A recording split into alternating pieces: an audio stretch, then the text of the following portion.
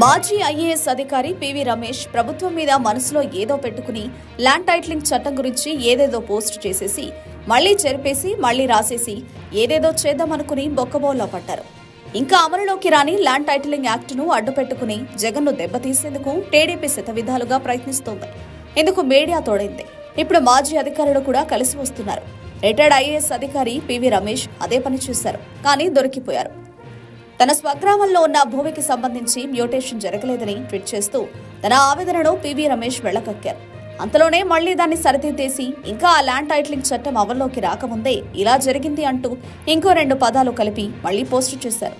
దీంతో కొందరు దానికి సమాధానంగా అసలు ఆ చట్టం అమల్లోకి రాకపోతే నీకెలా అన్యాయం జరుగుతుంది అంటూ ప్రశ్నల వర్షం కురిపించడంతో ఆయన సమాధానం ఇవ్వలేక సైలెంట్ అయ్యారు. ఇదిలా ఉండగా కృష్ణా జిల్లా వీణకోట గ్రామంలో తనకు వారసత్వంగా వచ్చిన భూమికి సంబంధించి ఉన్న సమస్య మీద ఆయనకు అధికారులు వివరణ ఇచ్చారు.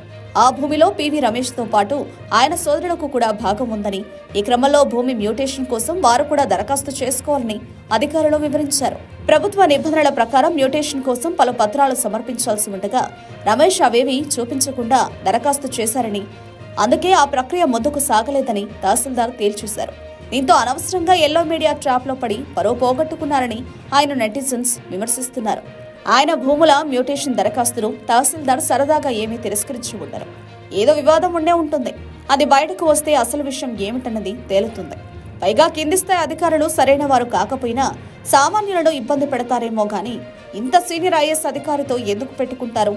కాబట్టి పివి రమేష్ తన గోతిని బయట పెట్టకుండా జగన్ సర్కార్పై అబండాలు